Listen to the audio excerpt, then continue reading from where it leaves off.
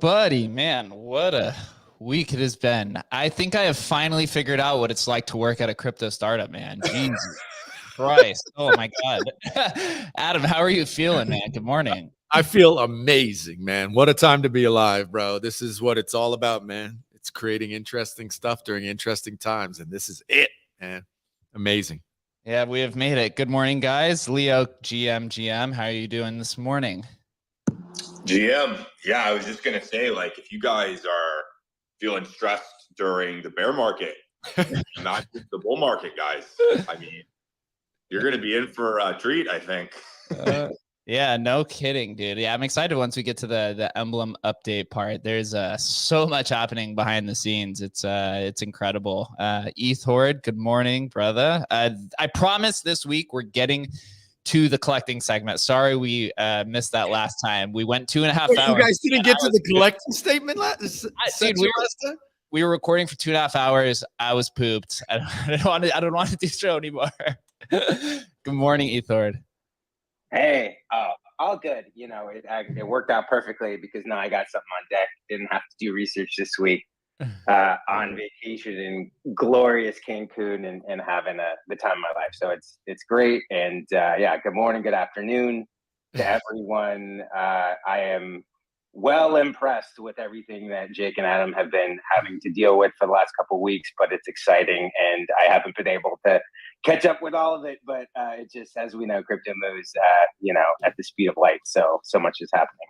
Yeah, there's a lot. I thought we were going to be able to finally have a show not on Ordinals, but you know what? I'm leading with it this time. But it's going to be a little bit lighter this time. There is a new Ordinal protocol on Litecoin. The Litecoin punks community has formed, and that community is actually kind of spearheading the whole movement. I think we kind of saw this with Bitcoin Ordinals. Is you had kind of the Rare Pepe guys were kind of like one of the first real communities to really come in full support and start building it. So we've been in, I'm now in like the Litecoin Ordinal dev Discord, helping out and finding where, Emblem integrations are, but also kind of watching the chaos from behind the scenes. And oh my God, dude, it's quite crazy. Adam, what are you thinking? It's funny. I did talk to those guys like last night, and a lot of them are Litecoin builders, and they're just trying to kind of grow Litecoin, right? And for a lot of them, they had no idea. I think like a lot of Bitcoiners, this was not even on their radar. Like a swarm of NFT people being interested in Litecoin, that would have never occurred to them, right? And so, I tried to give them a little bit of like insight as to how they could maybe leverage the attention to bring more attention to actually the work that they're trying to do on Litecoin. And I think that it's a decent strategy, but you have to understand the NFT people and what they're trying to do, right? And so trying to meet them, those collectors, where they are, and actually provide value for those people. It's a challenge because most of these guys have never done anything like this, right? And so it's exciting time for them, right? All the interest and eyeballs, and I'm hopeful we can help them to launch something, or not launch it, but have something where collectors can feel taken care of, and maybe at the same time help bring some awareness to kind of the work they're trying to do. Yeah. So actually, it's kind of interesting. I want to hear the story because we are part of the historical NFT community. We've been down this road so many times. Adam actually pointed out a fraudulent actor who was masquerading as the ETH Rocks, which I believe was like from 100 to 199. Yep. Take us through that story, because all I know is I got added to the Discord and then also it was deleted. And I saw that you had like put an SOS out. Yeah, what it was some guy DM'd me and was like, "Hey, I think there might be a scam going on here." And I was like, "Really?" He's like, "Yeah, I don't think these guys actually own these rocks." So the rocks I believe are there, because you can check the transactions. The rocks are there. And so I went in the Discord and I said, "Hey guys, not to FUD, and I have no idea. I hope you guys own these rocks, right? And we're here to support them or whatever. But simply, and I just picked one. I said, like number 109 here. If you guys could just transfer this to a new wallet, it can be your own wallet. Just transfer it, just to kind of alleviate, any sort of question that you guys actually own these, and and we can all move forward, because I'm getting DMs, and a bunch of people said, yeah, just do that. And then the next thing I know, like, I'm out of the Discord. Like literally the Discord. I've never been kicked out of a Discord before. I didn't even know. Do you get like a notification? No, the Discord just disappears.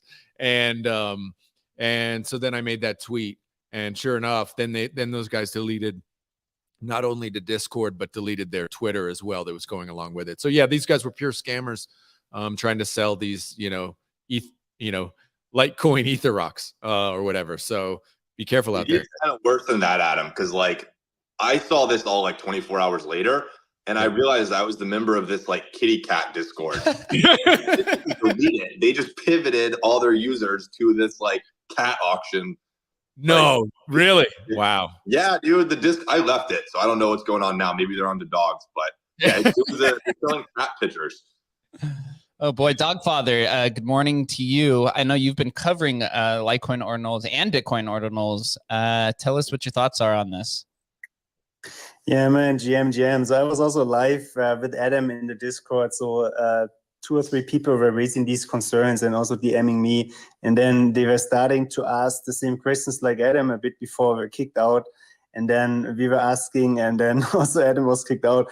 And I'm also seeing that this Discord is still there, just recycled, right? So these guys really, they know no mercy, right? They just take whatever kind of inscription, and then, really selling the stuff for, I think the first kitty was going for around $1,000. It's really heartbreaking. The people are just buying and never give, without any return, right? So that's really crazy.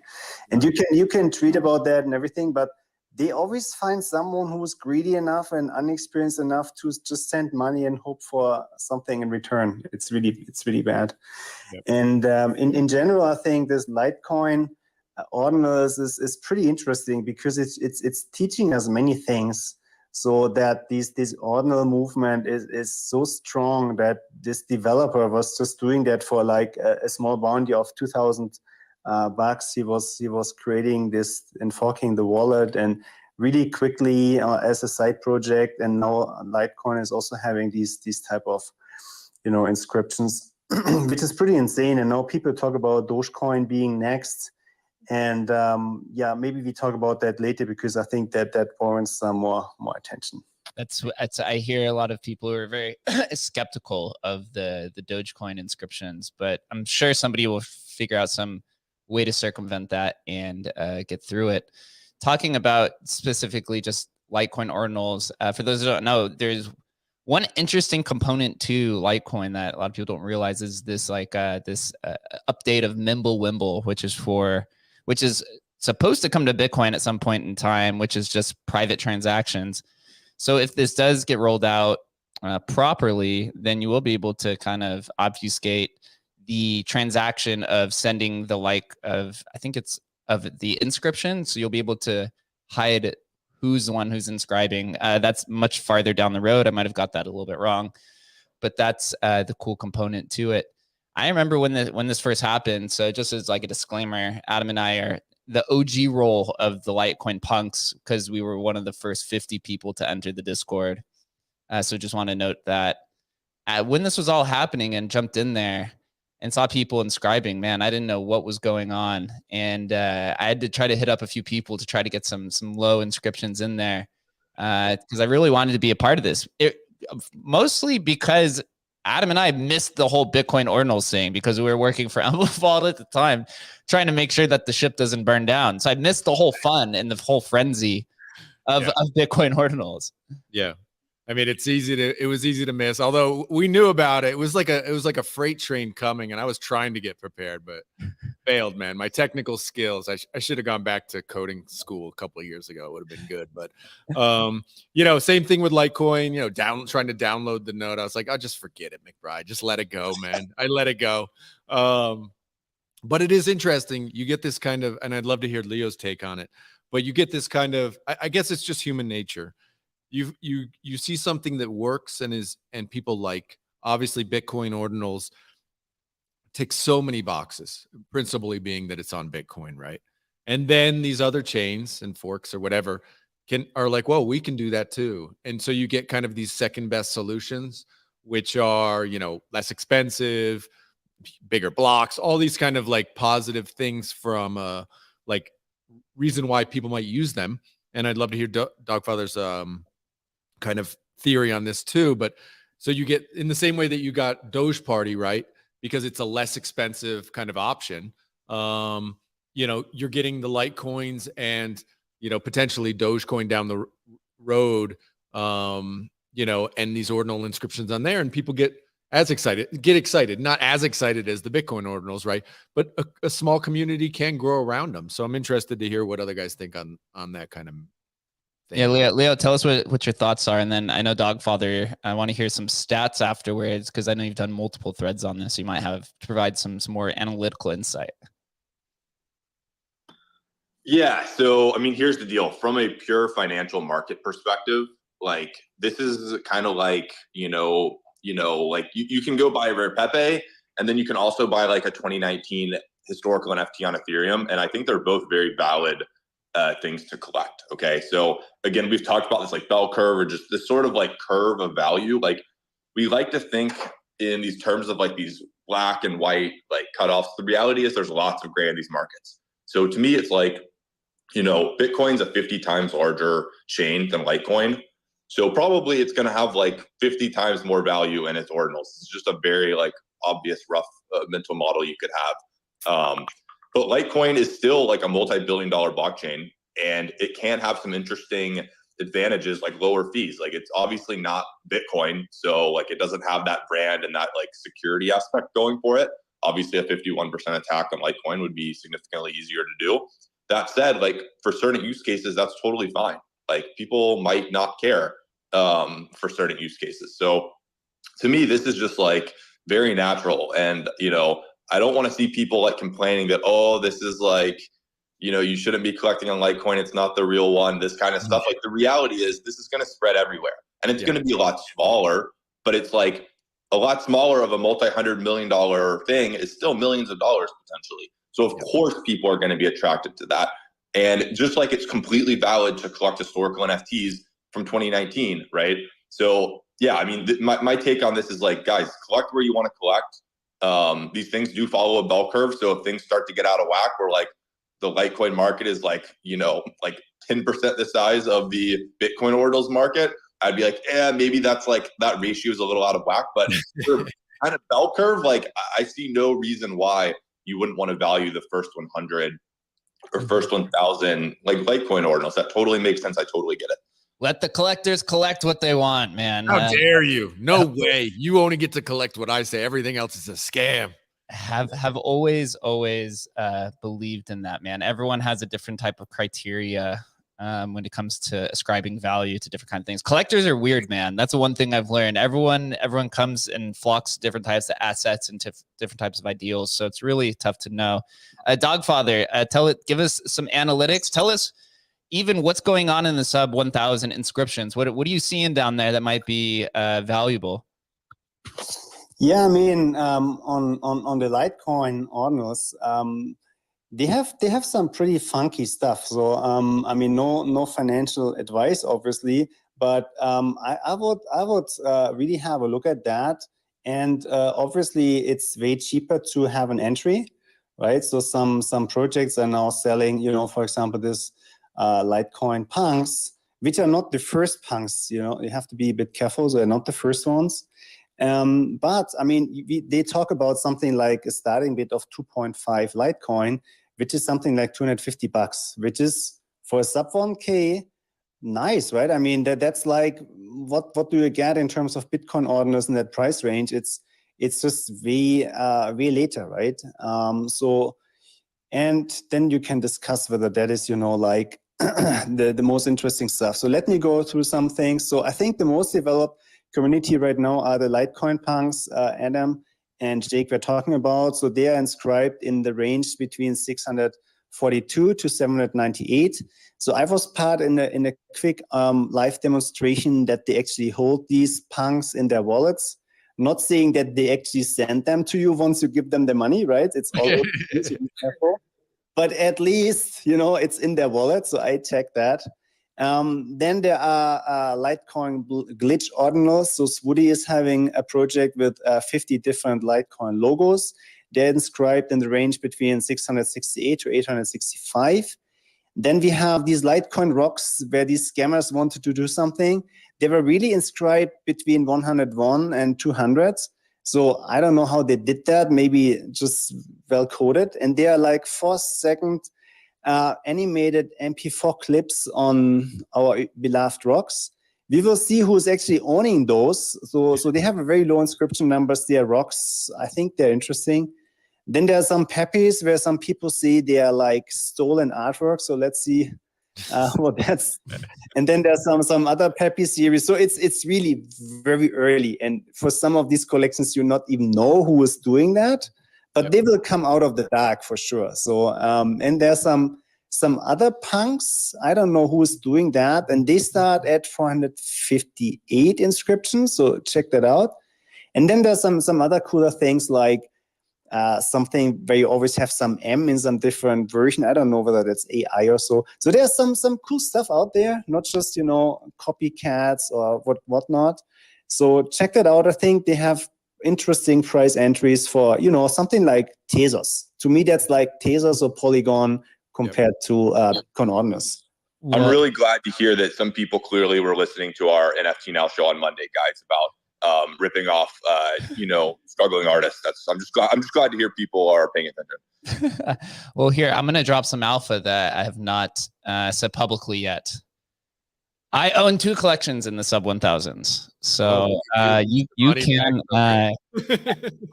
What'd you say, Otto? I said, look at you, Mr. Moneybags over here. Oh man, dude, I had to, man, it was a frenzy. I was DMing multiple people trying to be like, can you please inscribe some things for me?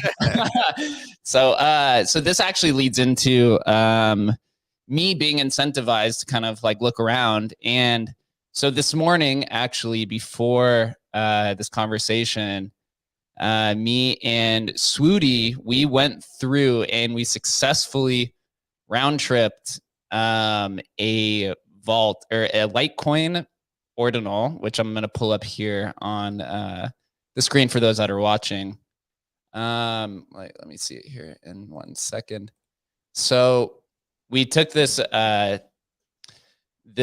foiled again meme, and we sent it from his little command center, which basically you have to store the ordinal similar to how you had to do the Bitcoin ordinals in the beginning. You have to download a Litecoin full node, and then you have to sync it to the forked Ord wallet, which is just a forked version of what Casey built. We sent the ordinal to Emblem Vault, and then we managed to import it back into Ord wallet. And then from that imported wallet, we sent it to the starting wallet. So there was 3 successful transfers. So you can actually bring it to Emblem Vault. So we're going to start experimenting with that. And we're going to put a write-up out hopefully this week. It's much more complicated, I have to say. I watched Swoody do it through Discord. Swoody had to like hack NSA to get this thing done, man.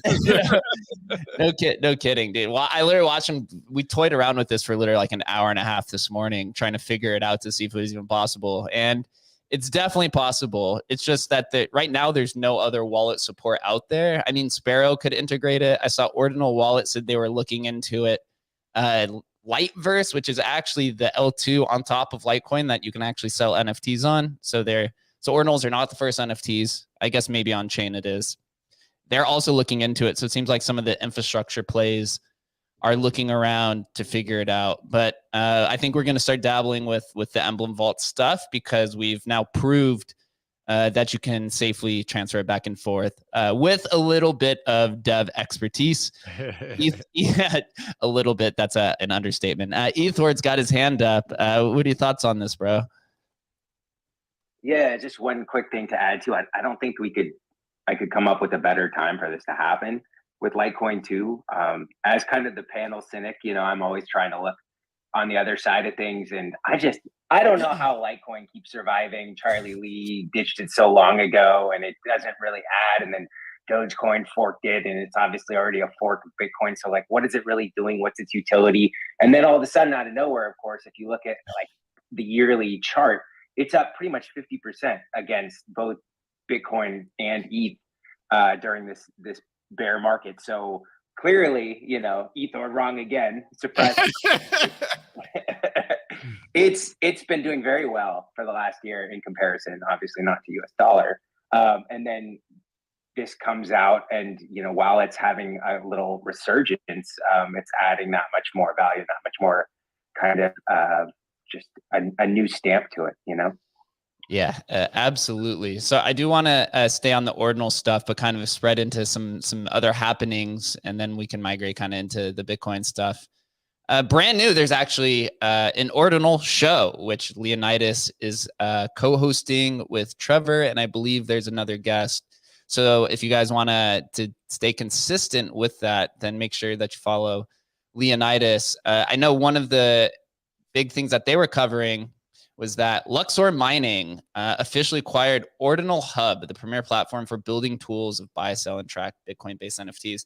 So we now have a mining pool, which is reaching out and acquiring, I believe it's Ordinal Analytics. There was a big press conference. I think this is a very fascinating acquisition. Maybe it's an acqui-hire. I don't really know to the details.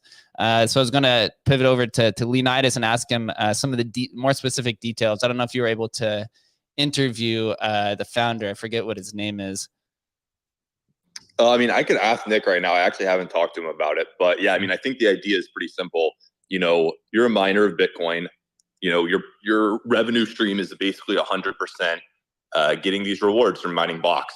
And Ordinals present a second potential revenue stream. So Nick has been basically doing all of these custom solutions for people who have very unique requests in what they want to inscribe. So if you want to go above 400 kilobytes, you're going to need to go talk to a miner. And he has basically created a system where he's got a couple blocks a day that they win, and he is inscribing these 4 megas. So yeah, I don't know. He's basically finding an additional revenue stream, and I'm sure this is just basically him doubling down on what's been working really well. And yeah, basically just kind of trying to buy up a bit of the ecosystem and establish themselves as one of the names in this space. Yeah, it is pretty smart. I mean, they're going to create, I guess, some sort of white glove service where you're just if you're the Taproot wizards that are doing all their wizards in 4 megabytes, you're going to have to go to somebody to really get that inscribed. And I believe they paid hefty penny. I believe it was close to 10 grand or something to fill those up. Something crazy like that. Yeah. So Jake, to give an example here, yesterday, there was a block. Okay. And the miner only got $800 in fees on that block. And then there was also a block yesterday, and that was just like a normal block, mostly Bitcoin transactions and some ordinals. And then there was also a block, which was Nick inscribing for someone, which had $18,000 in fees. Okay. And then I believe Nick like gets paid for his services on top of that. Luxor gets paid for on top of that for their services. You can very quickly see how this is like very interesting to miners. So yeah, and right now Luxor is definitely the number one miner in this space, and I'll be interested to see if like any other miners kind of see what's going on here and try to dabble a little bit as well. Yep. Here, right on their website from the press release, it says, in addition to its website, Ordinal Hub is also a Discord server, which already features notable projects like Punks on Bitcoin, Taproot Wizards, Ordrocks, Ordinal Loops, DGods, and Bitcoin Shrooms, which have already seen an excess price of 10 Bitcoin. So they're reaching out to the ETH NFT communities. I know Bitcoin Shrooms was like the first ever inscribed collection, which I believe is in auction right now. So a lot of crazy stuff going on. That auction was canceled, actually. Oh, like was? About an hour ago. Yeah. Oh, man. I think those are going to go for big, big money. Why'd they cancel it? Any word? It wasn't super clear. It honestly wasn't incredibly clear. I think it's best for Shroom Toshi to just kind of explain. He put out a tweet, didn't give any information. So yeah, I'm sure they had a good reason. Oh, Toshi.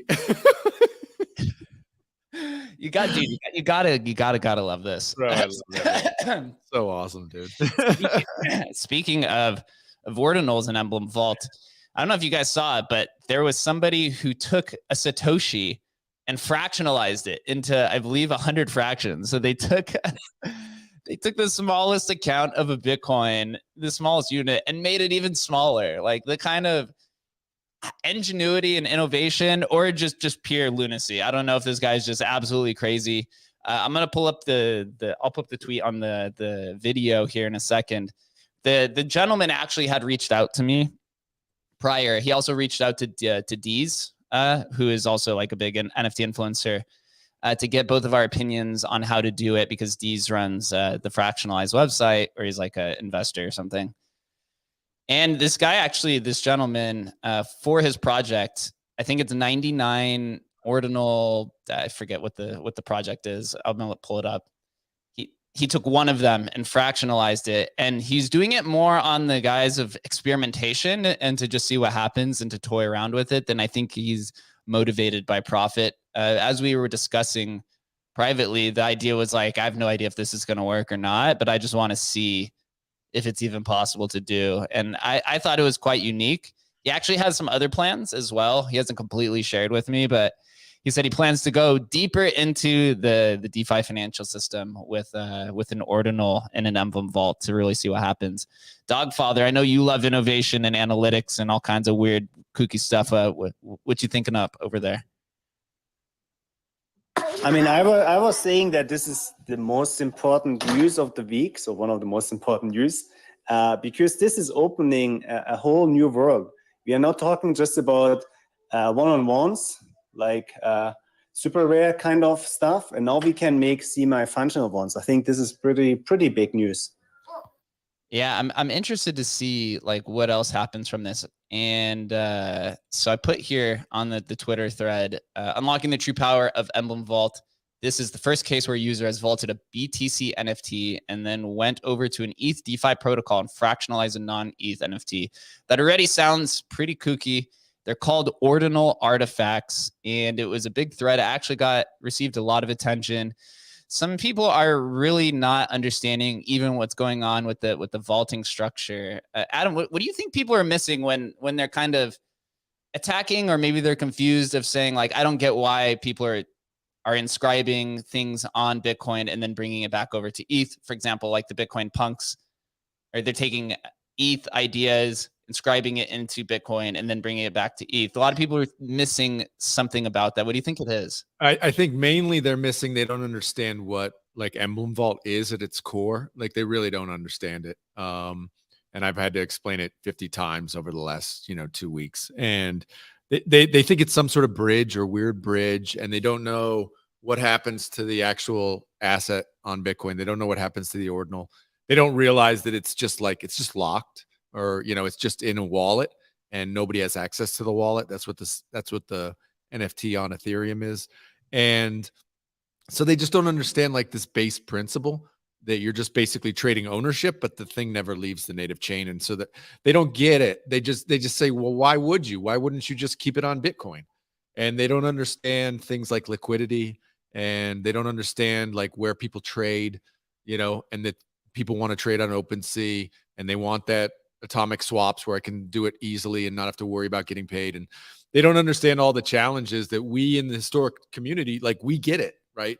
But we've been doing it for 2 years, right? So we understand that. We understand why Pepe's mainly sell on OpenSea.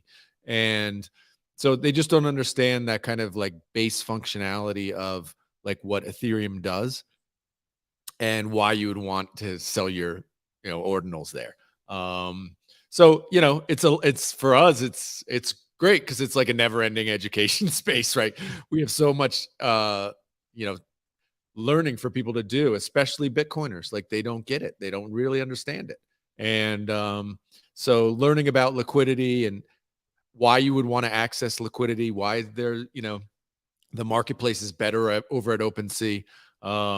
These are things that people have to learn. And, the only way to do it is kind of go through it. And I think this is a wonderful opportunity for people to actually go through it because they can see, like, if they hold whatever, a Bitcoin punk and they just have it in a Sparrow wallet, they can't really sell it. They don't really know what to do. And they see other ones selling. And they're like, well, I want to sell it too. And then they start going down the rabbit hole.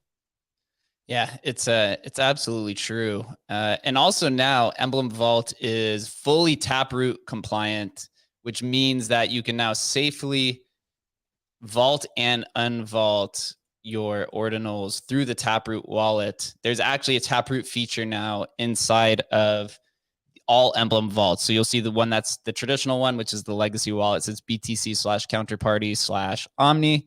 And then the other one says Taproot. So if you're planning to bring them to Emblem Vault, make sure that you use Taproot. The difference between those, for those who don't know, they're like, oh, I don't get it. I've been vaulting assets through this the legacy one. Why do you need Taproot? Well, Taproot, you don't have to run a full Bitcoin node. the full Bitcoin node. And so the issue never was, at least from my understanding with ordinals, is that it was never an issue of sending. It's an issue of receiving, where the ordinal can get mixed and you can lose it because it gets spent as a minor transaction fee rather than being sent as just a transfer. At least that's my complete understanding of it. But now with Taproot, you don't have to worry about that. You can send it. I actually successfully went back and forth. Last night, I went from Sparrow to Emblem Vault and then Emblem Vault to Xverse. And now it's locked forever in Xverse. Oh, that was actually quite funny. Yeah. You realize that a lot of them have receiving capabilities, but not all have sending capabilities, right? Like almost none have sending capabilities yet. Yeah, so they actually commented on it this morning and said that their transfer, they said we should be ready to launch these momentarily in terms of sending it out.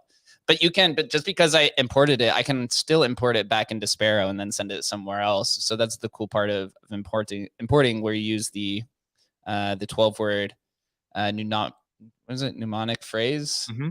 Yeah, to do that. But in terms of innovation with ordinals on Emblem Vault, there's a handful of things down the pipeline that you gotta be ready for. Adam and I are taking tons of calls. Some people have the wildest ideas, which is just awesome, because first I have to process what they're thinking about, and then I have to go back to them and be like, is this even possible? Most things, when you talk about things being possible, man, crypto tends to blow your mind. So there are a lot of people thinking about things that are not just JPEGs inscribed onto the Bitcoin blockchain themselves.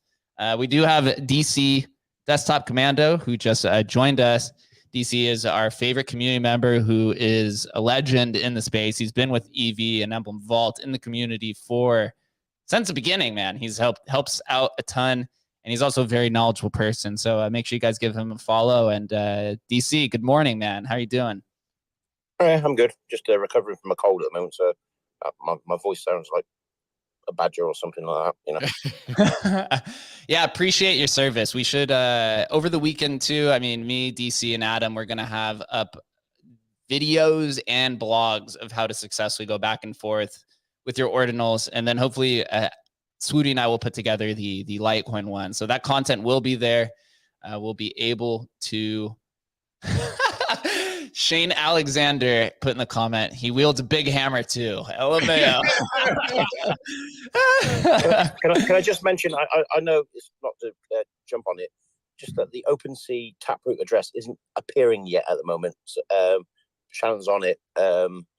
It's just so when anybody looks on there, they don't panic and think that they've got fake vaults or anything. Yeah, you're in regards to the BTC Explorer that populates in the description. When you vault, that is reverting to the legacy ones, but you can actually vault. But yeah, so some people use that as a verification tool. So you're saying like essentially like 2 of the 3 ways to verify the vault are there. The third one is in the works. So yeah, that's kind of the question. Explain that again, because I'm a little confused with that one. What's so that? You know, at the moment, when you populate a vault, where we've been trying to get rid of the empty vault because at the moment the stat ordinal isn't, the API doesn't work because it only works for Taproot.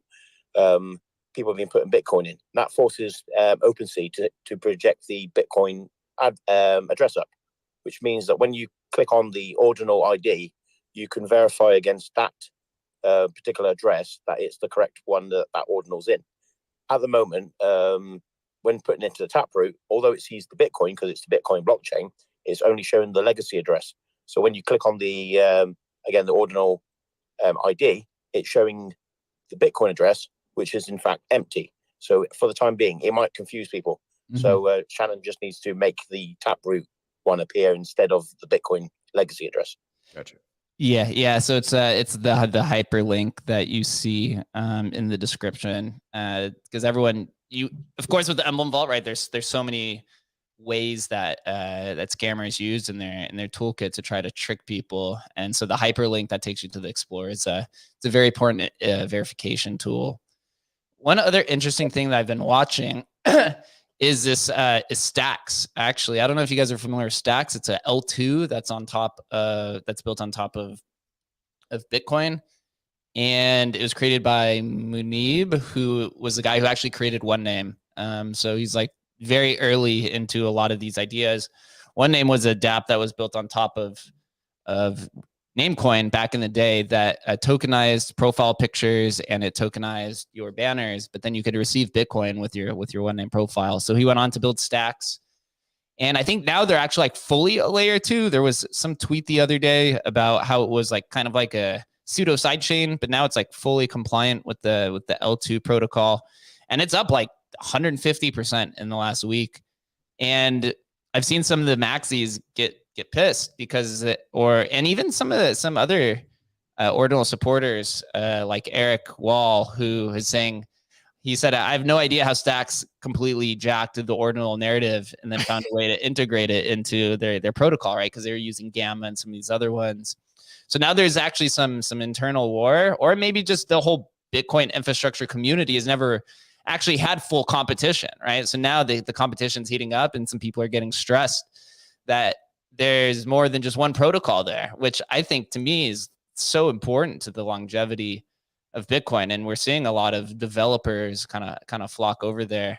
I know Adam's had some conversations with some of the Stacks people. He's a .btc guy. We have Stacks already actually integrated into Emblem Vault. It's been for a while. What are your thoughts on Stacks and the future of it? You know, my gut says it'll be successful, but there's so much pushback from Bitcoin maxis that it's, I mean, you saw Casey tweet about it, Stacks is a scam and it's got a shit coin and all the rest of it. Right. And so that's the Bitcoin narrative. And so, there's going to be battles there. I mean, I thought when I first heard of the .btc names, I was like, oh, this is actually interesting. Like if you look at the way what happened with the ENS names and the way it was used as an identifier, when we get back to like the Namecoin and all the whole history of blockchain, it's like ID systems are like a core part of like people trying to figure this out. And ENS names are really kind of one of the first things that really worked. And if Bitcoiners have that similar sort of identification system, it just seems to make sense. And they were like $5, so I went and bought like 50 of them, right? So you know, but whether or not they get that kind of the integrations which make it usable, they don't have that yet. So it's kind of like it's a dream, and we know from Lineage, we know how difficult that actually is. And so, you know, whether or not they'll be able to get that like integration into like the general ecosystem, it's, for me, that's the thing that's like either success or failure. Is like, can they make that kind of impact? And for a lot of that, it's like they need to get people to adopt it, and they need to get people interested in it and kind of generate awareness. I mean, honestly, it would take like one solid Bitcoiner to change his, you know, username on Twitter to if Sailor changed his thing to sailor.btc, Oh, it would be over. That would be it. It would be, okay, we're all using BTC names now, right? Whether or not that ever happens, who knows? But I mean, we just see what would happen with Vitalik when Vitalik started using it and stuff. It just creates like, I'm on this team. And so whether or not it ever happens, who knows, right? But it certainly is. There's a possibility there for sure. Yeah, man, the Bitcoin L2 wars are heating up. One of my biggest losses ever is actually from Sovereign, which Anthony Pompliano shielded me, and I took a massive L trying to go to that L2. So I need to make up some revenge from that, because man, my Sovereign bags I had to exit that at like a 99% loss, because that was not a good experience. I mean, it is funny though, like with Stacks specifically, they have kind of, you know, they've done a good job of like getting themselves into the narrative where it's not like Ordinals aren't about stacks. Like you need stacks for any of this stuff, right? So I just look at it from their perspective that they've done a really nice job. And is it Manib, I think his name is? Mm-hmm. Like, dude, he's been everywhere, right? He's been on, I mean, we've been on all the spaces, and he's been on every single space as well. So he's done a good job of kind of, you know, building awareness about stacks, which for a lot of people, it's the first time they're hearing of it, you know? So yeah, cheers to him for doing a good job. Cheers to the Bitcoin L2 war. I will absolutely be watching. I want to move on to Leo, what you got here, man? You've been around the Bitcoiners for the last 2-3 weeks. You've been around all of them. Tell us what you're thinking. Well, I mean, the first thing is like anytime you hear this like default, it's a scam, it's a shitcoin. You have to remember they say that also about Ethereum. So like the credibility there is like, honestly, I don't know. There's zero nuance when you talk to these people sometimes. But yeah, basically, you know, you're right. Like Stacks is not like Ordinals are on Bitcoin layer 1, not on Stacks, which is essentially this layer 2 that now has like some level of increased security tied to the Bitcoin hash power. But yeah, the reason I think it's important is what it really is like it's a community thing. There has been the Bitcoin maxis, okay, who say the Bitcoin blockchain and the word Bitcoin, this is all about a single currency and sound money. And that's what Lightning Network's about. That's what Bitcoin's about. And then there's this totally other group of people. And of course they gravitated towards Stacks because that was like the bleeding edge of like doing Web3 and basically every other use case you can do on Ethereum. If you want to do that on Bitcoin, then your community is basically Stacks. And that's why I think the Stacks community is so interested in Ordinals. They're the ones who believed from the start that all of this awesome stuff like NFTs and DeFi will eventually come to Bitcoin. And of course, those people are excited about Ordinals because it's like the validation of their thesis. And it's basically the validation that like kind of the Bitcoin maxis were basically more or less wrong. Like, you know, people are going to do more on Bitcoin's block space than simply, you know, sending back and forth one coin for all of time. That's so it's basically validating these guys. And yeah, I mean, basically they're the ones who are excited. And they're also the ones, the developers building in Stacks are the ones who are building like 2/3 of the tooling in Ordinals. So like, you know, like I think like 2 or 3 of the wallet extensions, what they are is just like this kind of multi-use Web3 around Bitcoin wallet. So you can do, you know, a Taproot address for your Ordinals, you can do your Stacks, you can do your Bitcoin. They're trying to do it all. They're just building in the Bitcoin ecosystem for Web3 use cases other than the Bitcoin currency. To me, that's what this group of people are. They're not just stacks. They're like Web3 around the Bitcoin ecosystem. So that I just wanted to kind of share that, because like these guys are like honestly very, very talented developers, and they are the ones pushing a lot of this forward. Even like Bruff with Satoshables, like, you know, he migrated, you know, he created a bridge to Stacks for the Satoshables from ETH. And then now he's building like an inscription tool. So that Stacks community was like this kind of like, just like, you know, I don't know, like they were the rebellion, and now the rebellion's gotten a lot bigger. And now it's not Stacks, it's like Web3 on Bitcoin is the narrative. And I think just pinning it to Stacks is to kind of call the movement a little bit smaller than it actually is. Yeah, that's actually a very strong narrative. Some of the inquiries that we've been getting is actually mostly from the Stacks community. So I think there's going to be some very cool leverage products that leverage Ordinals, Stacks, and Ethereum. And that seems to be kind of one of the growing trends there, right? We have one of the interesting things that have popped up on Emblem Vault actually is this Ordinals.market, which is not created by us. It was a group of entrepreneurs, Robert and co, who originally created Atomic Zero. They created this aggregator on top of us that's called Ordinals.market, where they're using complete Emblem Vault protocol to basically curate collections and then provide like additional financial tooling, from the sweeping function to verification. They built their own API. These guys have moved very quick, and from what I hear, they have a lot more coming. So I think this might end up being like one of the default Ordinal marketplaces with a leaderboard functionality. Especially, I'm assuming they're going to add additional projects, and you'll probably see hundreds there, especially if they start going cross chain, and, you know, maybe even Stacks, or once they add Litecoin as well. I mean, Emblem Vault's done about, I think, like 3,000 in ETH in volume just from the Bitcoin punks, which is, I think, much more. Although I know Scarcity has seemed to capture some of that value in their auction system.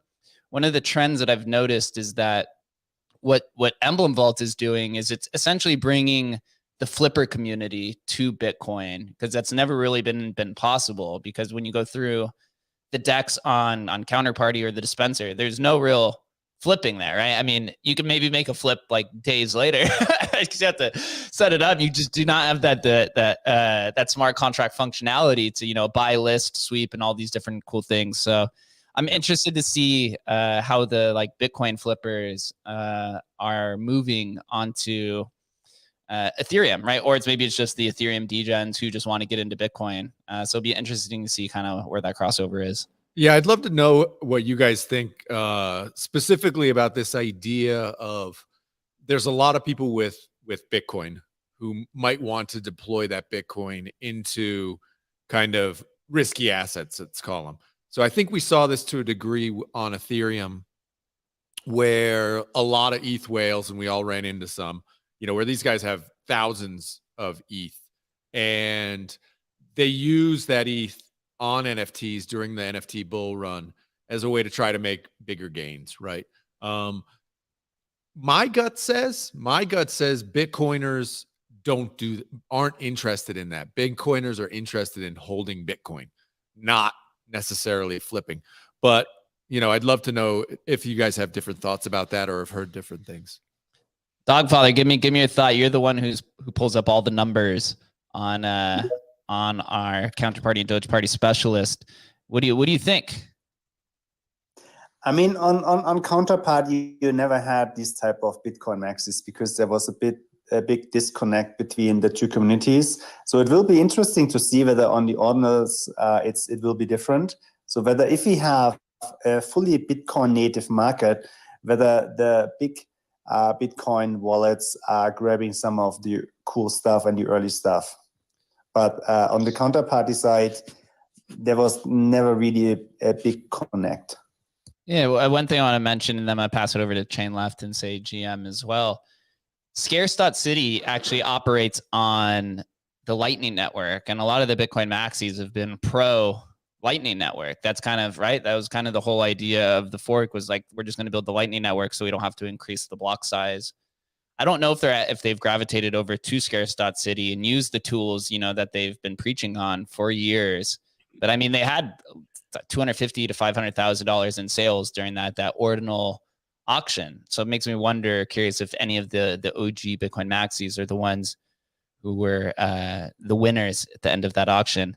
It's interesting. An interesting stat I heard last week was that the entire Lightning network on a daily basis does about the same volume as a medium-sized Walmart, which I think tells you kind of how lightly used it is. I mean, if you think globally, global trade on Lightning is less, is about the same as a Walmart.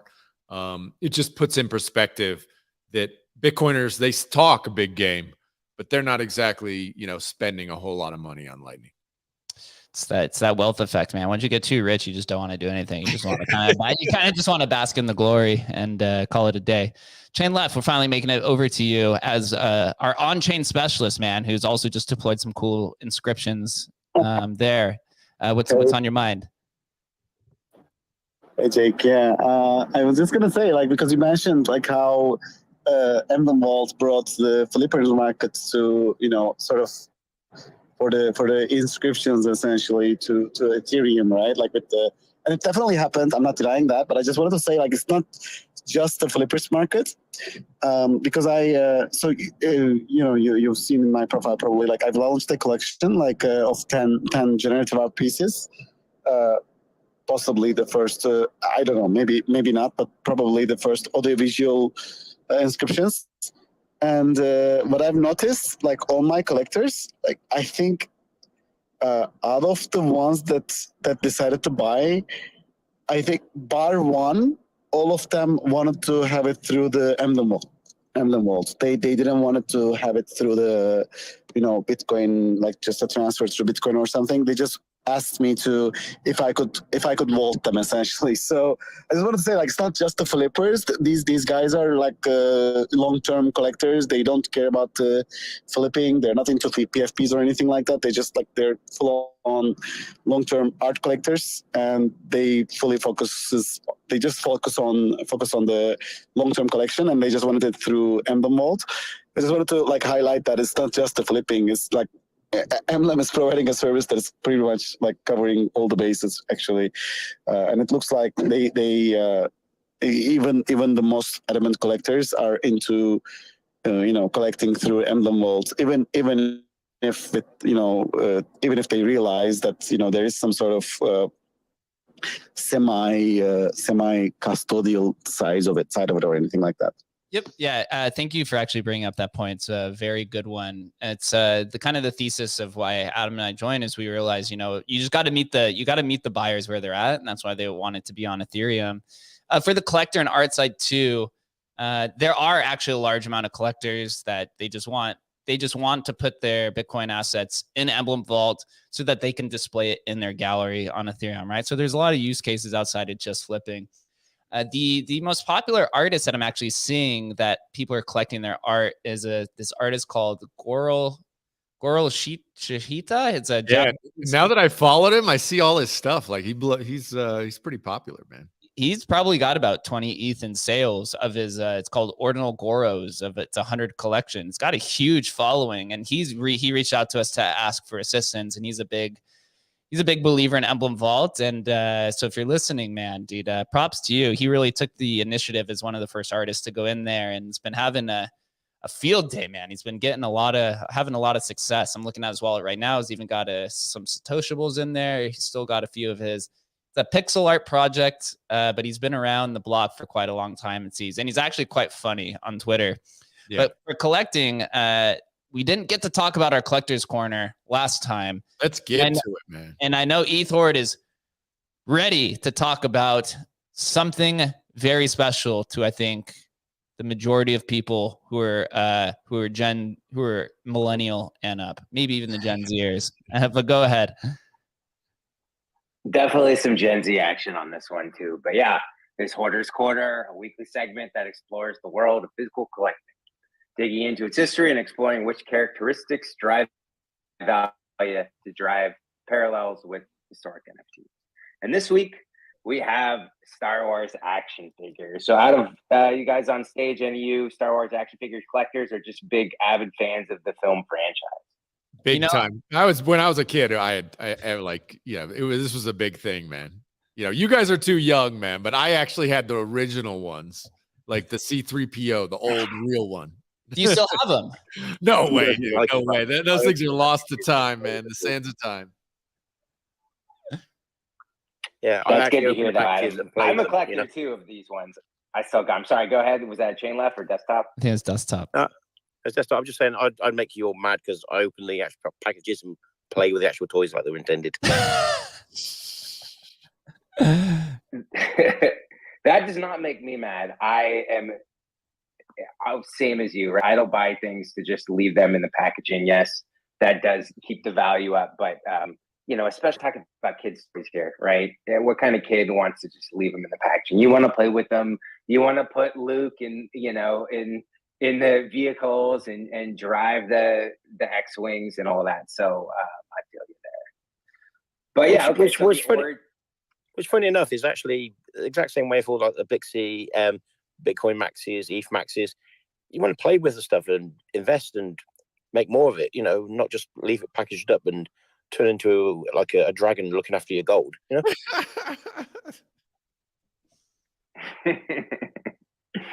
Absolutely. Yeah. I mean, maybe that also goes back to what Adam was saying with the difference between Bitcoiners and Ethereans. It seems like the old school Bitcoin maxis are kind of hoarders. They don't generally use it as much as they just keep it and build and stack sats. And if you're an ETH whale and you got 1,000 ETH, you want to spend it, you want to use it like oil and try to, maybe you flip a JPEG to get more ETH in the long run, or maybe you buy some, NFTs for status symbols. But it does seem like there's kind of a divide between the two groups. All right, Ethor, give me some numbers. What did you find in your research? I actually did not collect any of the Star Wars action figures. I did watch the shows, but I was not an avid fan as like most people. So Jake was more into My Little Pony. Jake was a My Little Pony guy. Bro, Pokemon. I was all about Pokemon and GI Joe. That's we'll get into GI Joe one of these days. I'll give you some facts. Ooh, nice. Yeah, Jake, maybe you can do the GI Joe one. But actually, GI Joe is good for this because the origins of this GI Joe toys were huge at the time, and this idea of a film franchise branching out to marketing toys, Star Wars is the first to do it successfully, and that I think is why it's retained so much value now. I mean, obviously Star Wars is ingrained in pop culture. It's hard to find even like a TV show or a movie that doesn't have a Star Wars reference in it, even to this day, which I always note in my mind when I'm watching something like, oh, there's the Star Wars reference, check it off. But yeah, they wanted to, with the success of G.I. Joes, they went to Mega Corporation, which was the leading company of action figures in the 70s. And these dumbasses did, they said, no, you are George Lucas, and I don't care about your movie that's probably going to suck about people in space. They said no, and then in comes this company called Kenner, who is a division of General Mills, and they're the ones that licensed these toys, and they're the ones that made hundreds of millions of dollars. So good call on Kenner. Famously, too, George Lucas, he worked a deal with 20th Century Fox. He said, look, I don't want to take the full salary for directing, writing, producing this movie. I'll take some of it, reduce cash, as long as I get 2 deferred compensation. So he retained the rights to all merchandising and retained the rights to any sequels. And that is why George is the billionaire that he is today. One last thing too about the background of this and what drove value was Lucas is a super paranoid guy, right? And when he made this movie, usually when you're making toys, you have to, just because of the manufacturing process and everything that it takes, you're supposed to give the designs years ahead of time. So everything can get made by the time the movie's released. Well, he didn't want it. He didn't want stuff leaking. He didn't want competitors finding out about his, the R2D2, C3PO, and TIE fighters and whatever. So he kept that close to his hip. And then by the time the movie released, there was such a limited supply that it sparked all this FOMO to go out and buy these toys. And he's actually kind of the first to come up with a mint pass because there wasn't enough in stock. And by Christmas 1977, they had to release, quote, early bird certificate packages, which is basically a piece of cardboard that had some stickers on it. And they said, all right, you know, you take this cardboard and you mail it to us and we'll give you 4 action figures whenever they're ready. Yep. I see Adam. So I see Adam gleaming over there, man. Trust me, man. What This was like, it's like the ultimate rug. Like you're waiting for Christmas Day. You think you're getting Luke and C3PO. And what you're getting is a card which says at a future time you will receive Luke and C3PO. Bro, bummer Christmas, man. Bummer Christmas, dude. I'm telling you, dude. I know. Yeah, dude. I got that, dude. I got that piece of paper in my stocking that Christmas. And yeah, there's a lot of bummed out kids, man. Honestly, it was genius on his part because they had to make a move, right? And God knows how many like millions of dollars of, you know, future toys you were going to get. I think my parents bought it like at the toy store, like they were selling it at the toy store. Basically it's like a gift certificate. Right. And, yeah, crazy, man. The early mint pass. I like that. Right? He revolutionized that. I do like that. I think it's interesting. You can go on eBay, you can type in the early bird certificate packages. They are selling them. They're obviously not too expensive, but I think that's a cool piece of history right there. And then, yeah, so Adam and everyone else wanted these things so bad. Sales topped 100 million for 2 straight years. And then by 1985, right, the movie came out the first one came out in 1977, and then there were, of course, the sequels. But by 1985, demand slowed. Kenner discontinued production. They did bring it back up in 1995, so there are kind of, you know, reprints, if you will, at that point. But obviously, it's all about the late 70s, early 80s action figures. Those are the ones that can have value. Timestamp times scarcity. Ethor, give me some numbers, man. I want to know who sold the top. Who sold the top here? What was the winning action figure? Of course. So before I get into the Holy Grail, we're seeing some sort of theme here, right? It's all about how ugly was it and did it look cheap? Is sometimes something that gives a value. So, for example, the vinyl caped Jawa that Kenner produced, they thought that it looked ugly and it felt cheap, so they changed it to a cloth robe. So only a few hundred vinyl caped Jawas made it to store shelves, and there's over 1 million cloth robes. So clearly, if you got one of those early vinyl caped Jawas, it sells anywhere between $2,000 to $6,000. And then another theme is, you know, can kids choke on it? That's going to be the new question. Can kids choke on it? Right. Was it recalled, right? So, yeah, there's this double telescoping lightsaber version of both Luke and Vader. It had an extra piece that could extend as a lightsaber. But, of course, those pieces could break off and kids were choking on them. So, yeah, Luke goes for around 1,000 and the Vaders go for 1,000, of course. And these numbers, I feel, are just going to keep up in inflation and people continuing to love Star Wars. And, you know, the quality getting worse and worse and these things getting lost over time. But, okay, that leads me to the last one, the Grail. So in 1979, Boba Fett with rocket firing mechanism.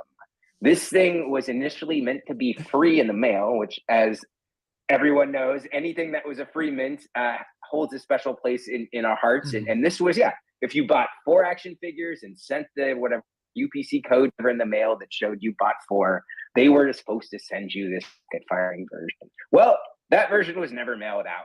Only a handful of various prototypes were made before they realized, hey, this is dangerous. It can poke kids in the eye. And more importantly, they can swallow, choke, and die. So we're not going to release these. Well, a couple of prototypes did make their way into collectors' hands, and they sell for over $50,000 each. Nice. The first real rug, man. Gotta love it, man, dude. The free mints. There's always so many parallels between the physical world and collecting and the digital world. You just see how like the FOMO. You wonder if, for example, that first Christmas, if they had enough supply to meet demand, would we even really care about Star Wars action figures? That kind of the fervor it creates when they're not available. I still remember that feeling, right? This is 47 years ago or whatever, and I still remember that feeling and that disappointment of not getting, right? And it's amazing how, it's just part of who we are, right? If I can't have something, I want it even more. And it's just interesting how that played out. And Boba Fett still is the best of all the Star Wars action figures. I will die on that hill. Oh man, well, Ethor, man, thank you for that. I'm gonna have to start preparing for a GI Joe episode with some tanks. I'm excited for that. I do want to transition and do a little bit of more of an Emblem Vault update because there was so many things that happened. First, we'll talk about. We'll start with our AI verification tool on the back end that Desktop Commando had tweeted about. Some people were asking me like what this was. Shannon had created something that we internally call Fraud GBT, which is an AI tool that flags vaults on our back end, and it'll tell you the risk. It gives you like a risk score of high, medium, and low. If it is a fraudulent bot. We are testing it out internally. Hopefully put it out in the public. It is open source. We just need to be very careful with it, right? One of the fears is you put it out there as open source and then the fraudsters figure it out and then they find ways to work around it, right? It's a never ending game of whack-a-mole. It's absolutely crazy how that works. Some of the top sales this week, dude, a Bitcoin zombie sweep. Top sale was Bitcoin Punk 5742 for 6.95 ETH. We had 6.6 ETH, 5.7, 5.9, and it goes all the way down to like in the fours, dude. Just zombie punks flying, dude. They're still overtaking the Emblem Vault board. And every time, it's interesting, I've noticed every time that Ordinals.market puts out a new feature, the volume just increases. Like it literally like doubles. When they put out that you can buy, they did native listings, then they did sweeping tools. So it's interesting to follow, especially once you start getting more collections on there. If that Emblem Vault Legacy collection persists in the top just because of the sheer amount of ordinals and all the other things that kind of sit on top of it. In regards to Pepe's, we're starting it on Monday. I thought we were going to be able to get it back this week, but it took a little bit. Took a little bit to get there. It took with the Litecoins and the Taproot wallets. Starting curated collections back on Monday, where we resume testing out the migration portal.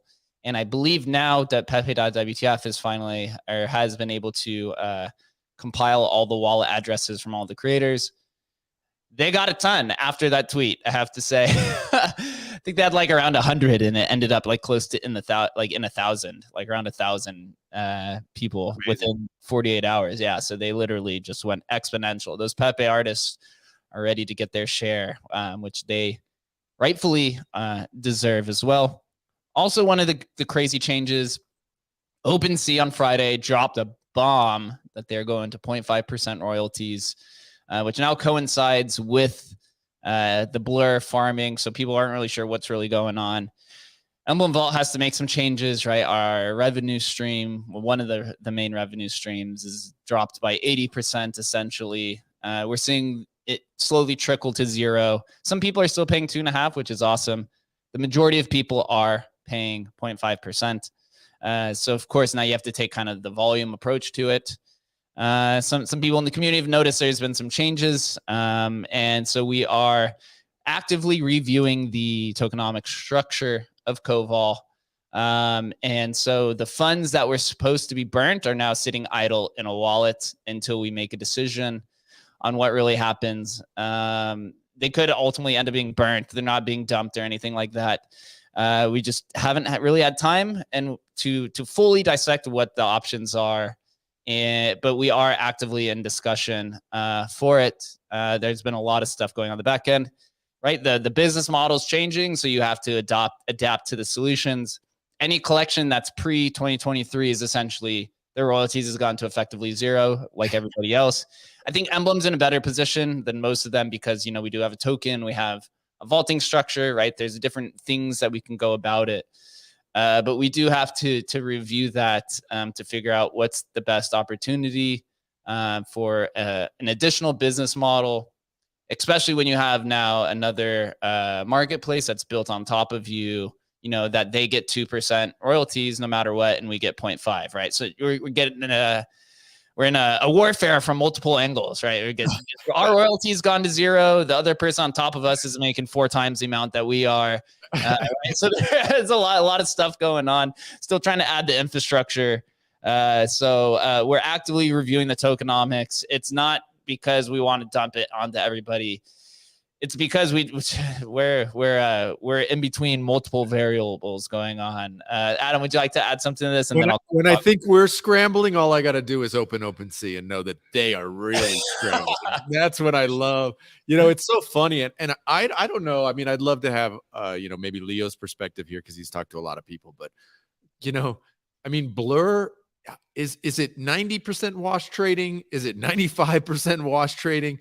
You know, when they say volume has surpassed OpenSea, I'm like, I mean, how much of this is wash trading? It's just, I don't know. I feel like OpenSea really is just, unfortunately for them, has really kind of dropped the ball, and now they're in full scramble mode. And I think from a business perspective, I don't think it's wise for them. But you know, I guess we'll see how it plays out. But I feel like they've really misstepped in a couple places there. But I'd love to know Leo's perspective from what he's hearing. Yeah, I mean, this has frustrated a lot of artists, a lot of founders. I mean, yeah, I mean, basically, I mean, a lot of people basically thought they had this business model of royalties. And, you know, they could kind of, you're an artist, you can kick back and just literally make 50K a year for the rest of your life. I mean, based on the work you've already created. And that just completely went out the window, right? So, and it's especially a big problem for a bunch of these PFP projects, right? Like they have, like basically what they're going to do is they're just going to mint a bunch of more, they're going to have to dilute their holders to make money. And that's like actually kind of a bummer for holders. But yeah, ultimately, I mean, you can like it or not like it. I mean, the reality is like, we're probably going to a 0% royalty environment. And yeah, maybe like if you're like buying really expensive crypto art, there will be some sort of tipping culture where like, yeah, I don't know. I personally don't think royalties, you know, we're in this transition phase, and in like a year, there's basically just going to be like very little to no royalties. So you have to ask a really hard question. What is our business model? And, you know, it's a very difficult question. I mean, because nobody has like a super great answer. It's basically like you can mint assets and sell that to people, or you can take some sort of fee if you create the marketplace yourself. So there's lots of movements of artists saying we're going to create our own marketplaces and stuff. But ultimately, I'm not even sure how well, like you basically have to have a far superior user experience so that people want to use that over OpenSea, and it's worth that fee of 1 or 2%. So yeah, these are really, really tough questions. And like, I don't have the answers. I just know that like the doubling down on royalties thing is just going to make you be in an even worse spot in like 6 months from now. And you're not actually having to go through that painful process of realizing and coming to a business model that actually does work. And I would just be, if I was an artist or I was a company, I would be just really paying attention to all the experiments that other people are trying, because there's no question that in a massive, you know, $20 billion market, people will find ways to make money, and the business models will adjust and people will adapt, and there will be companies that survive. And you basically just need to be open to experimentation. And I just, yeah, the answer of going on Twitter and acting upset about royalties, that solves absolutely nothing for you. And doubling down and like, you know, saying you're going to like do these kind of centralized solutions for royalties, you know, these are, doubling down on royalties is not the answer. You have to go through a painful process of finding a business model, and a bunch of companies will go out of business through that. Fortunately, I think you guys have this Koval token, and I do think like probably there's a really interesting opportunity here for you guys to basically make yourselves the infrastructure layer. Clearly, there's people that want to build on top of you, and find some way to use Koval to basically be the tokenomics within that system of that infrastructure layer. And maybe that means you change up like how Koval gets used. Like, I don't know exactly, but I do think, unless you're going to go like build marketplaces and compete with these other teams, because my guess is Ordinals Market is one of several that will be popping up here. It's like, unless you want to be competing on that front, I really think like the infrastructure layer, which is what you're serving extremely well right now, you have massive demand. You're the number one, basically way to move assets across chains, and you're the number one way for people to buy Ordinals right now. Like those are two incredible wins. Like, like that's don't take those lightly. So yeah, I would be very much thinking about how you can price that infrastructure layer correctly. Yeah, I mean, you're smart. That's exactly the discussion that we're having. It's like almost to a T. Yeah, it's as you are the L1, there is, I don't want to reveal too much, but that's pretty much along the idea of the discussion internally is focusing more essentially on vault demand, and then how Koval is used, and how either Emblem becomes Koval becomes the bank or the currency, right? Emblem vaults the bank, and then maybe you create something else that becomes like the membership to additional features or something like that. But I'll leave you guys speculating on that because there are a lot of things that are happening on the back end. And Dogfather has had his hand up for quite a long time. He's been very patient. So thank you for being patient. Yeah, no problem at all, man. So I think we can also learn a bit from the communities that never had royalties, right? So like on Counterparty. So we had all these rare peppy artists, and I mean, they found strategies to make a living without royalties. I mean, this thing, selling on Emblem Vault is relatively new to them. And what they were doing is they were never having a mint like on ETH where you sell everything and maybe just hold maybe 1 or 2% or so. They were just holding more and then gently selling, in upcycled markets, selling some of their stuff, and maybe you have to plan differently if you're running a project. Then that would be one strategy, not selling more than like 50 or 70% of your supply, and then say, look, I don't have royalties. If this is pumping and becoming a blue chip, I need to hold some of them in order to be able to participate in this pump and in this value increase.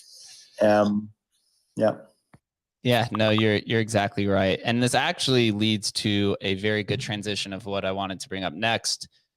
A vampire attack on fake rares. I don't know if you guys had seen this recently, or if you've been following Vincent Van Doe's notable Pepes, which is, I guess, indirect competition with fake memes, but also indirect competition with fake rares.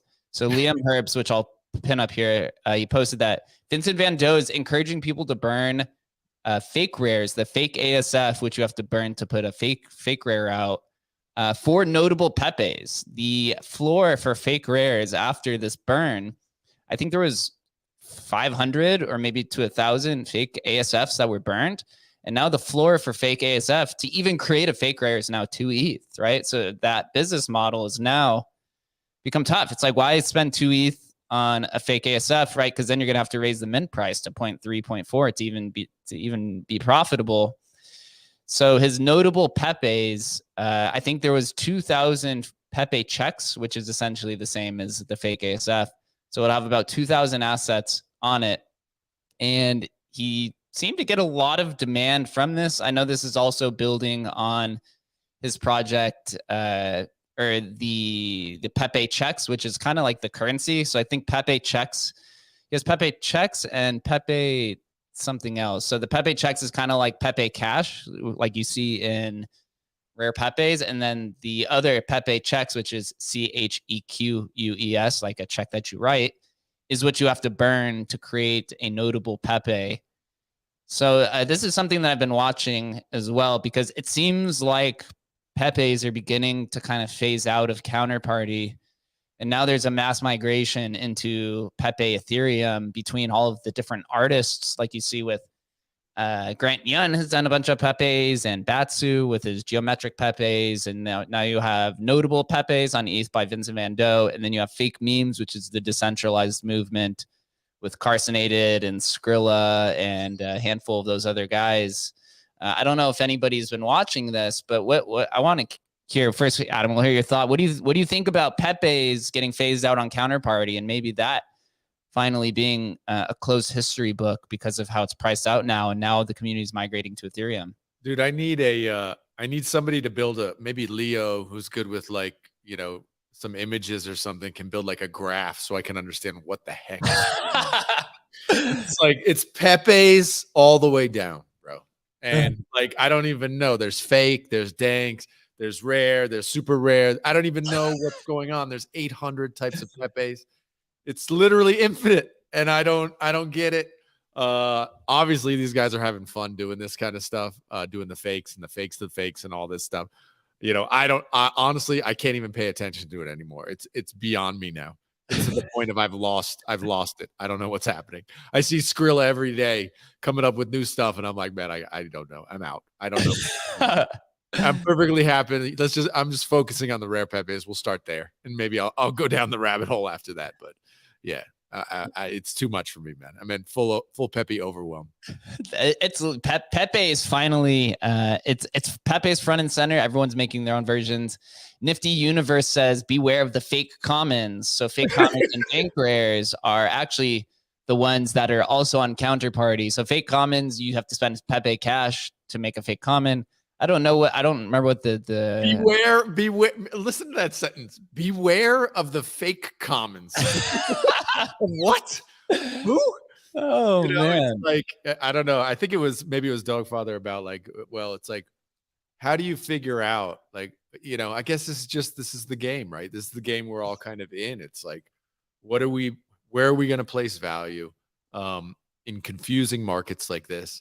It's interesting. This is like, from a collector standpoint, to try and figure this out to some degree. You either have to really want to figure it out and really go down the Pepe rabbit hole, or you select the top ones that you see kind of popping up all the time. Almost like, okay, those are the ones that are known. I'll just go there. That's where my mindset is. It's like, just top level. What's the one I see all the time? That's the one I'm going to go for. Well, speaking of fake memes, Carsonated, who's leading that movement, just joined. So if you want to hop on stage, we're talking about the notable Pepe's versus fake memes, and then maybe the transition out of Pepe's on Counterparty after that vampire attack, and now that fake ASF is 2 ETH. Is it even worth it? I don't know. So to me, it's like, you have Vincent Van Doe, who funded Pepe.WTF. He merged Pepe.WTF and Pepe Pawn Shop together to make Pepe.WTF.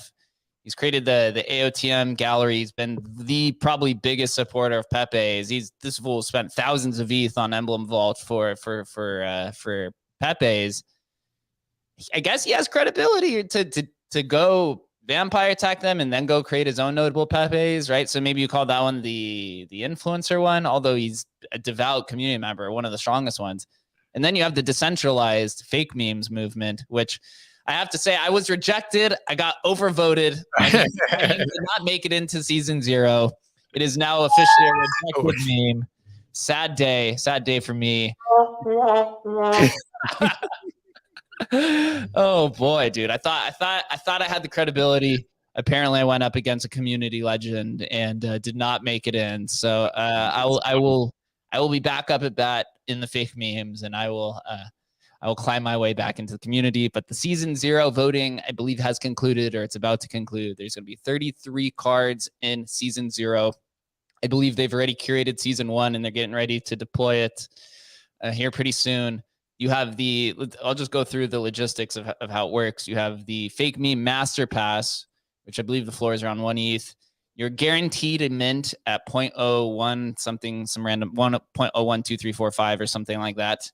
So you can mint, and the drop is going to be 3 times a week. Forget the days, at 9 a.m. PST. That's my time. And then there's the meme ASF, which I had mentioned, right? Similar to fake ASF and Pepe checks for Vincent Van Doe.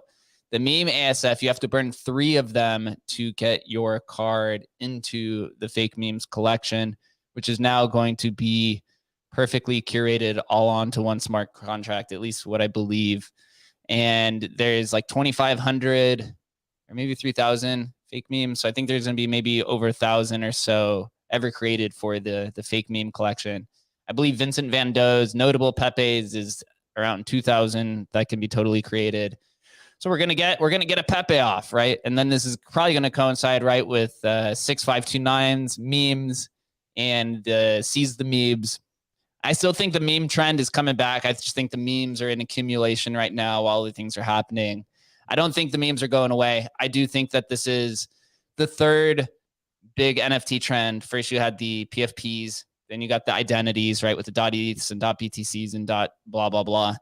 And then you're going to get the tokenized meme. I think every meme community, or every community, I think is going to have their own tokenized memes. Dogfather's had his hand up patiently, so I want to call on him. And then Carson, I'd love to hear from you as leading the fake meme movement, what the experience has been like over the last, I don't know, I think it's been like 2 months now at this point. So Dogfather, we'll go on you first.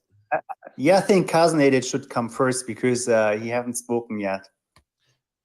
Carsonated, what's good, bro? If you want to speak, or if you're just you're gonna be the mystery man on stage.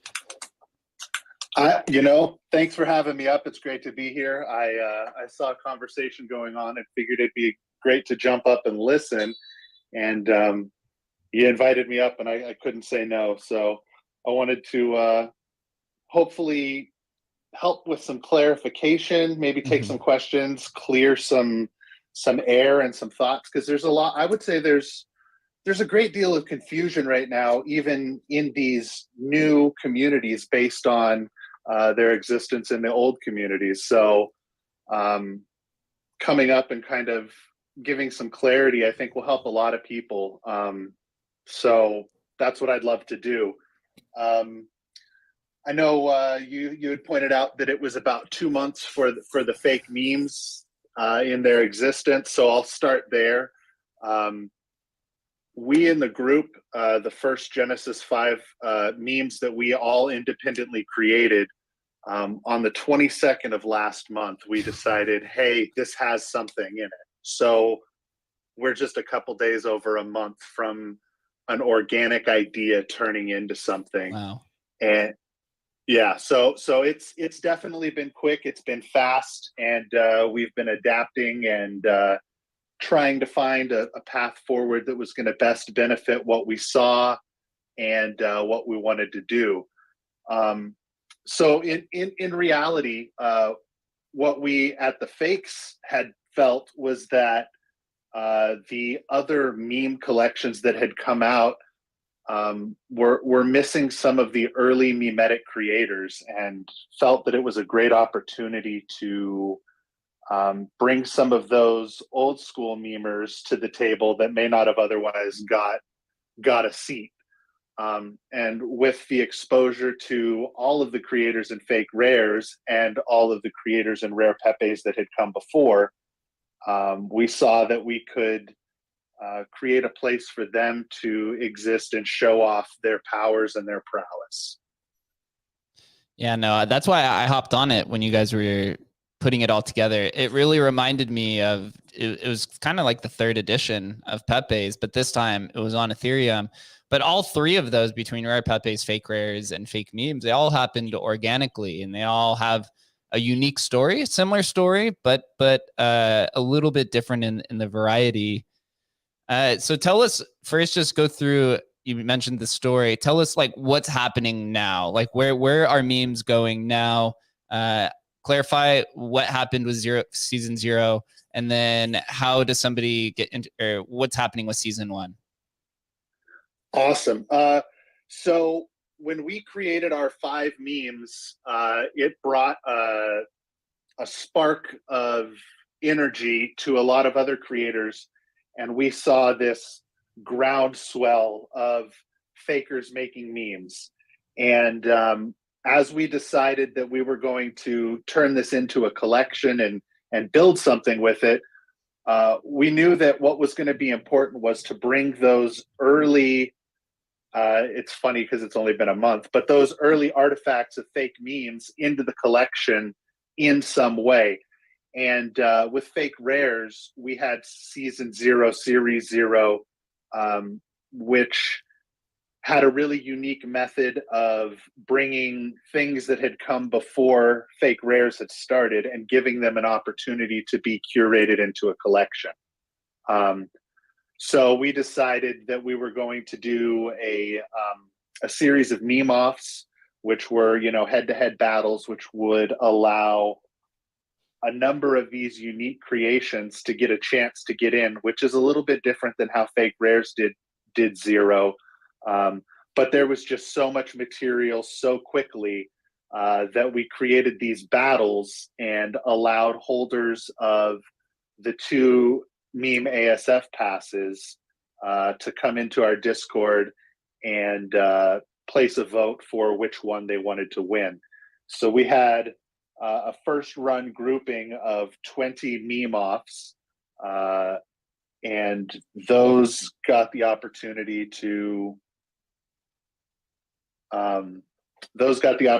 to be selected by the community. And from that point,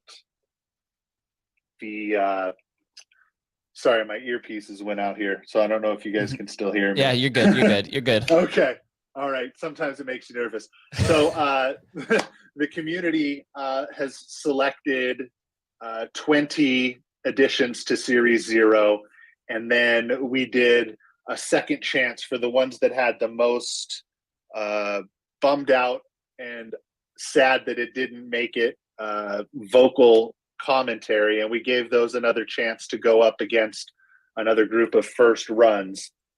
That ends today in 3 or 4 hours, and then we'll have completed Series 0 with the initial 33 fake memes that will, close up that whole series, and then we'll begin starting on Series 1 next week.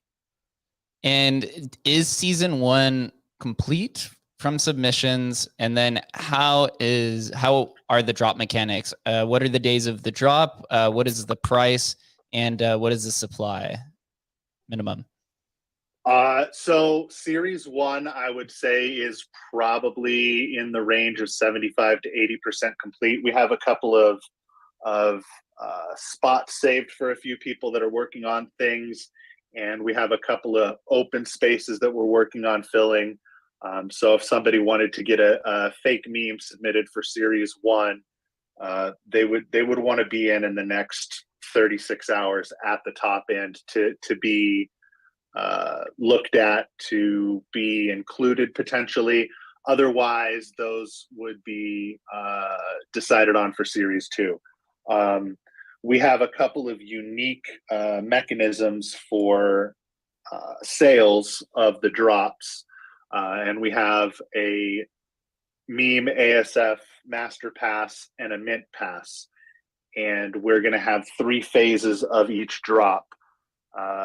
Those that have the master pass plus the multiplier, which is going to be the Genesis set for Series 1, holding both of those, will give you a mint price of 0.01337 ETH. And they'll have a specific window that they can claim. Then we'll follow up with a second window for Master Pass holders that did not have the Genesis set, and that'll be 0.0420. And then once that closes, we'll go to the Mint Passes, which is a first come, first serve allow list, which will also include the artists having their ability to add to the allow list, and the top 100 holders of fake rares on the Pepe WTF leaderboard. So they'll all get in, and those last 2 will be at the 0.0420 sales price. You asked about timing. We're going to be flexible. There will be, shifting sands with the decision on when snapshots are taken, so it doesn't get gamified too much. But we're going to do a drop on Tuesday, on Thursday, on Saturday in that 3-phase mechanism. And we're going to take the first snapshot sometime after 3:30 Eastern time on Sunday and put together those allow lists. Man, I'm excited. It's, if you think about it, you could go buy 3 meme ASF right now off a secondary for 0.05 ETH. right? So 0.15 for 3 of them, you go burn it. And if you're if you have guaranteed, 500 to 1,000 enters, right? That seems like a 100 to 500x multiplier right there. Just taking it off the top. I mean, I guess you got to put good artwork out, but seems like a huge opportunity in my opinion. Carson, one last question is, what is your thoughts on notable Pepes and this idea of burning the fake ASFs? What actually happened, but the actions of the fake ASFs that had been burnt for the Pepe checks, and now the floor of fake ASF is 2 ETH. Does that mean that fake rares are pretty much done and Pepes are pretty much now moving to ETH? Is there any type of tribal warfare between notable Pepes and fake memes? Just try to dissect that that relationship. The short answer is no, absolutely not. When we created fake memes, we wanted to give fake rares and rare Pepe artists the opportunity to create in a little bit of a different ecosystem with a different palette, with different options. The way that I describe it to people is all Pepes are memes, but not all memes are Pepes. And giving creators the opportunity to create outside of a Pepe, but still create inside of a community is what we wanted to do with fake memes. The conversation about a vampire attack or exploitation of fake rares by the creation of notable, I wholeheartedly stand against that. I don't know how many people were around at the outset of fake rares, but when I can stand to say that we always wondered how fake rares was going to end, because it wasn't an open-ended proposition. There were only 2,000 fake ASF created at the outset, and eventually we were going to get to a point where holders would be holding it for the fact that it was a Series 1 card, and they would not be destroying it to release art. So eventually we all knew that was going to happen. With Notable deciding to carry that on, that's kind of just how ecosystems work. And I'm of the mind, knowing the fake rare collectors, I don't think we're going to see all of the supply turn into the tool to create art on notable Pepes.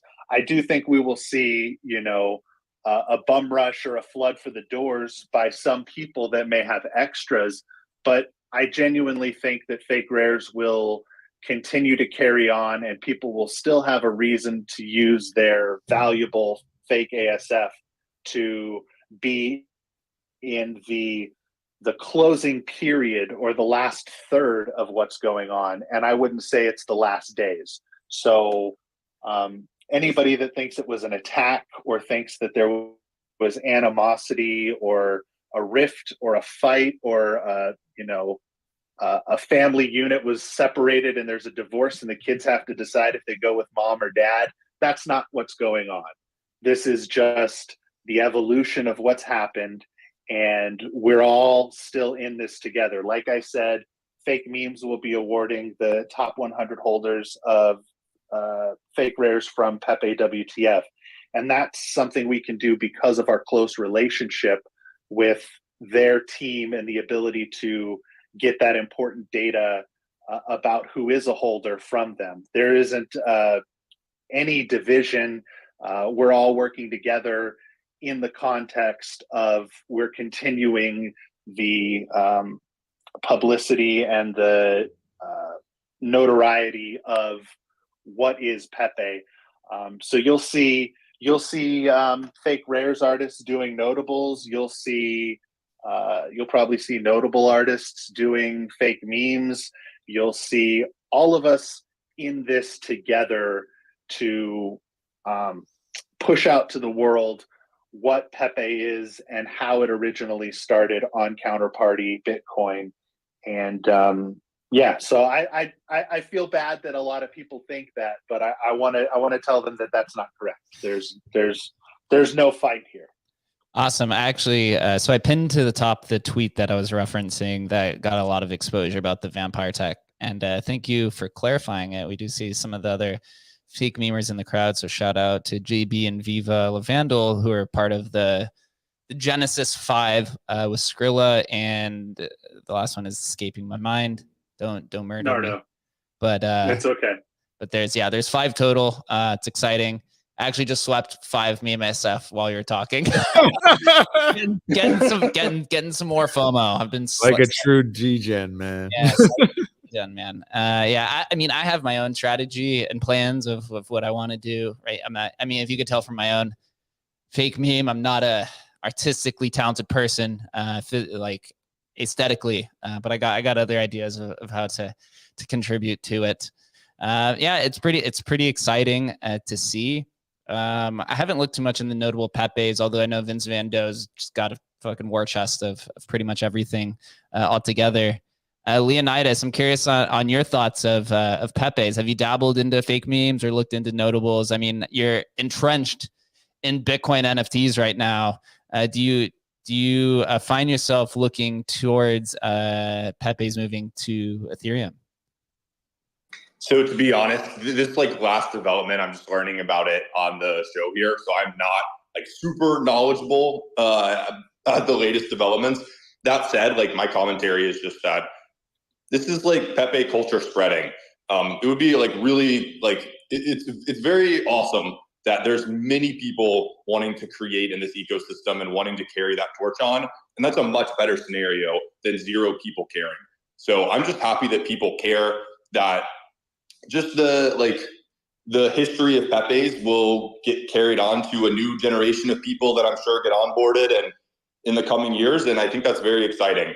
And as far as like the supply burning stuff, I didn't 100% understand the dynamics, but I would just like basic economics would say like anytime some project is having you like burn another project to participate in their project, like I would look at that as a really good thing for that first project, because like lower supply, I mean, that's pretty much just basic economics. The value would theoretically go up on that original collection because it's more scarce. So that's my commentary. Nothing super insightful. I find that the best tokenomics are never understood. The tokenomics that make no sense are often the ones that are the most successful, which that's why I stay away from all of that stuff, man, because my brain just starts burning and frying and I'm just like, okay, I'm out. Oh, there's such a large supply. I mean, there's a lot of stuff that's happening in Pepe's. We're excited for curated collections to come out. It's interesting. I don't know if I put this tweet out and I said, isn't it kind of ironic how Bitcoin NFT creators are finally getting creator royalties while the ETH NFT creators royalties go to 0?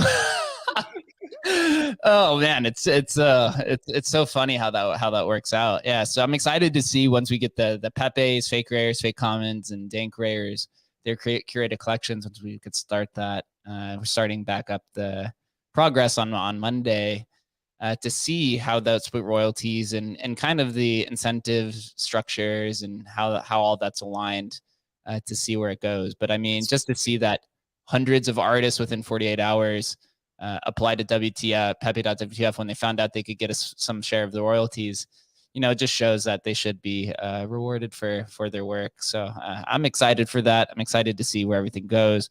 We've been going on for a little while, so I do want to end it here. It's Friday, conscious everyone's time, right? Wherever you are in the world, whether it's 5 o'clock on a Friday or you're like me, you're just getting your morning started. I appreciate all the speakers for coming up here. Adam, any final words before we close this out, and hopefully we can maybe get some rest this weekend? I would say this. It's funny because Dennison Bertram, who created the Pride Punks project, years ago in 2018, just put out a tweet. He said, "Remember when NFT royalties were supposed to create a new paradigm for artists?" And it's funny.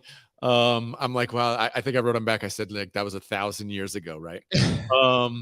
But it's interesting, and I don't necessarily disagree with Leo. I think Leo's probably right that the royalties are maybe going. It's a race to 0, but it's not over yet. Meaning that new interesting things are still being built and developed, and it's possible that something moves the needle in one way or the other, and that paradigm can somewhat live on for a certain group of collectors. I don't believe it's going to live on for PFP collections and kind of these kind of like random NFT projects, but potentially for artists, I hold out that maybe that paradigm can kind of go forward in some way. So just something to keep an eye on.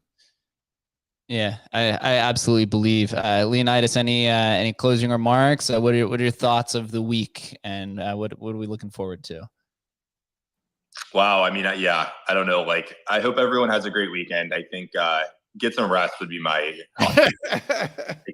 It's been a crazy couple of weeks. Get some rest, and yeah, we'll come back strong next week. Yeah, hey, Monday's Pepe's, baby. Let's go. Historic NFTs. Oh my God! Finally, yes. Hey, Carsonada, drop us some alpha before we get out of here. What are you looking forward to over the next few weeks? I would say I'm looking forward to a new group of collectors and art lovers getting a bit of exposure to some really wonderful fake rares artists that they may not have heard of yet. And I'm looking forward to seeing all of these new mechanisms and the way that we're doing things in the background coming to fruition. There's a lot of really cool tools. Don't get me wrong. I love Counterparty. I love Bitcoin.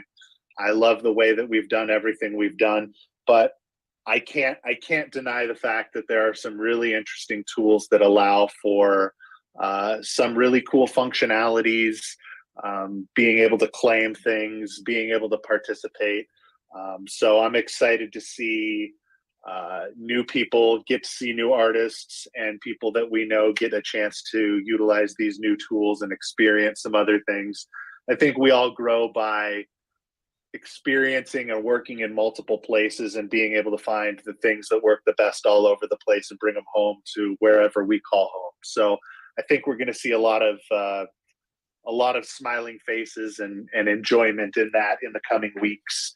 And I look forward to seeing everyone's new submissions for Series 1, as well as the things that we're going to get to see go into Series 2. Ooh, couldn't have said it any better myself. What a beautiful way to end the show, end the week. Everyone get rest. Look forward to next week. A lot of stuff's going to come, and we'll see you next time, guys. Thanks, guys.